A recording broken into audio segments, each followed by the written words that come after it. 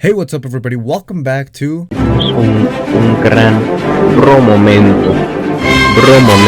It's really hot in here, so I'm not going to use the hat. That is right, everybody. We're finally going to talk about football.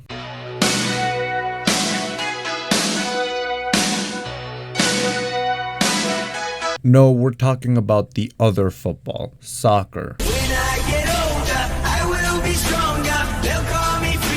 I normally call it football, like the rest of the world, but a lot of my viewers are actually Americans, so I feel like it's going to be a lot easier if I just refer to it as soccer, just so we don't have confusion throughout this video anyways. The World Cup, the most important soccer competition. Some might argue it's the Champions League or Liga MX, but the World Cup has some added value because, it's every 4 years, it's only national teams. So for some soccer crazy nations, failing to qualify can be a huge issue. Whilst Mexico has never won the tournament, and if you say in South America that we're a soccer nation, you will get smoked faster than you can say 7-1. It's at least safe to say Mexico is a soccer crazy nation with the best club in the world. Liga MX clubs regularly play the Club World Cup, except next season. Many Mexican players have made it big in some of Europe's most important teams and leagues, and Mexico is a regular at the World Cup. Mexico is in the top 5 countries with the most World Cup appearances, with 17 out of a possible 22. That's more than previous champions Spain, France, England, and Uruguay. But what happened the 5 times Mexico failed to qualify? Well, 3 out of those 5 times were because we sucked. In 1938, Mexico and many other Pan-American countries refused to participate in the qualifying process for that World Cup because it was once again being held in a European country, when tradition sort of said that it should have to be in a country from the Americas. Everyone except Brazil and Cuba participated in this boycott, but Mexico didn't fail to qualify for the 1990 World Cup in Italy. Mexico was straight up banned. This is the story of Los Cachirules. And if you're wondering what happened to my finger, it was because I was playing soccer. I regularly play goalkeeper.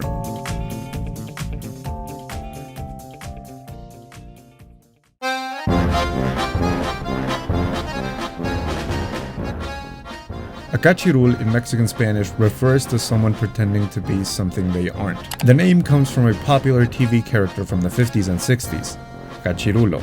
The gist of the character was that it was a kid played by an adult, Enrique Alonso. Adults pretending to be kids on TV is nothing rare and something that still happens, and it was definitely not something that was rare in Mexican TV at that time. But his character and the show, Teatro Fantástico, were beloved by so many people back then. But as we soon came to learn, casting adults for kid roles wasn't something that would only happen in TV and movies. Ooh. A somewhat common issue in youth soccer is that the country's FA, the body that governs soccer in that country. So for example, here in Mexico we have Femexfut, whereas in England they have the FA.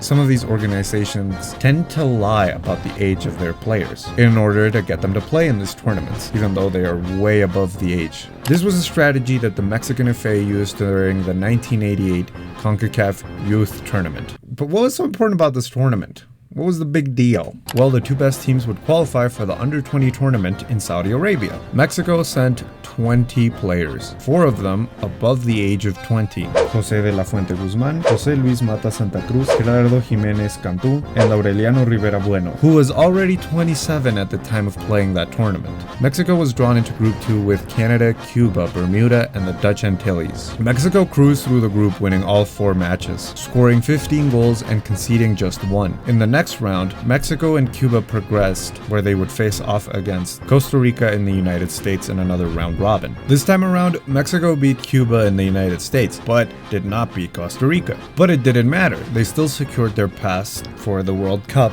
in Saudi Arabia. The players returned to Mexico with their tickets booked. Nobody knew what they had done.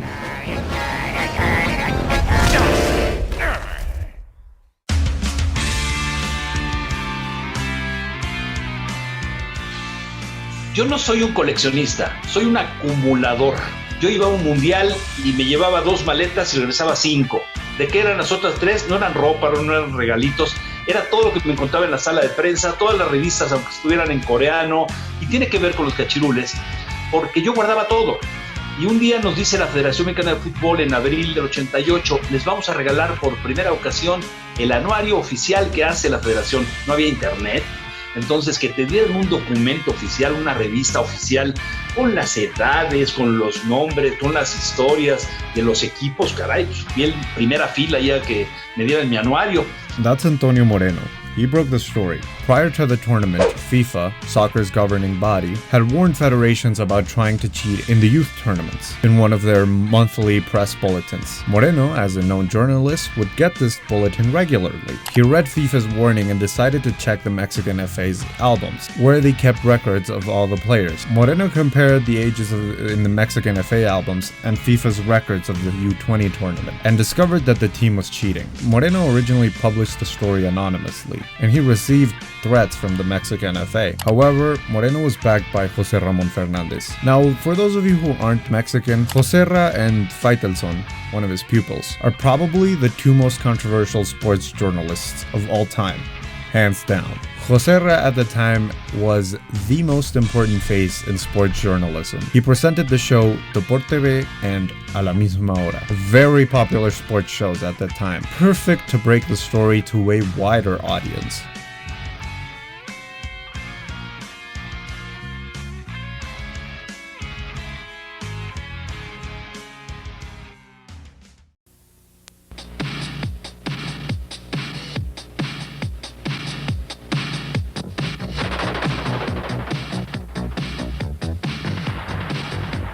XFB Televisión Canal 2, el canal de Monterrey presenta Deportemas.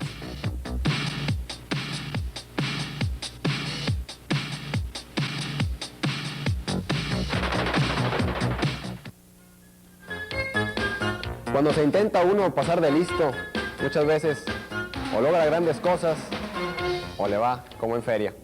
Esto es lo que le pasó al fútbol mexicano. La Federación Internacional de Fútbol Asociación, la FIFA, anunció el día de hoy que elimina a México definitivamente de cualquier torneo organizado por la FIFA en los próximos 2 años. Esto tiene consecuencias graves, ya que no solo México quedará eliminado de los Juegos de Seúl, sino que no tendrá oportunidad de participar en las próximas eliminatorias con miras al Campeonato Mundial de Italia 90. ¿Todo esto a consecuencia de qué? A consecuencia de los 4 jugadores que sobrepasaron el límite de la edad en la selección juvenil y que tomaron parte en el pasado premundial de Guatemala, donde, por cierto, México había logrado su pase al Mundial de Arabia en el próximo año. La CONCACAF...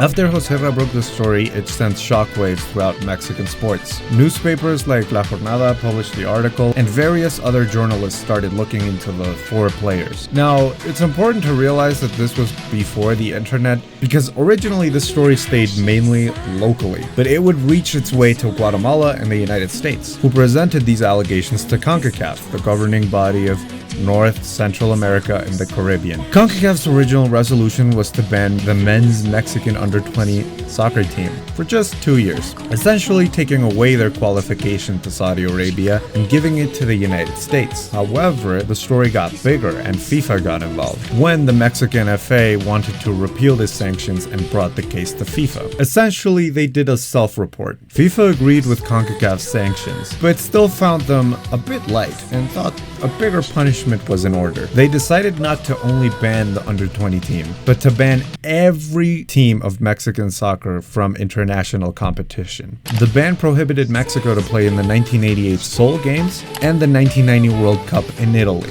Mexican soccer was very much affected by this. One of the biggest questions that is always brought up here is what could have happened with that possible 1990 World Cup team. Since back then, Mexico had a very exciting group with Jorge Campos, Nacho Ambriz, Garcia Aspe, Luis Garcia, Sage, and probably the biggest name on that team sheet, Hugo Sanchez. Hugo is probably the best ever Mexican player. Maybe even the best ever player from the CONCACAF region. Alright, I feel like it's between him, Keylor Navas, and maybe Rafa Marquez. The thing is, it's kind of hard to compare them because they all played in very different positions, but whatever. That's not important right now. I'm not sure. I love Keylor, even though he played for Real Madrid. Same thing with Hugo. In the 90s, he played with Real Madrid, scoring 164 goals in 207 games. He's in the top 3 for most goals scored by a foreign player in La Liga, only being surpassed by Lionel Messi and Cristiano Ronaldo. Hugo was obviously angry at FIFA's decision. He was at the peak of his career. As for the average Mexican fan, a lot of hatred was directed towards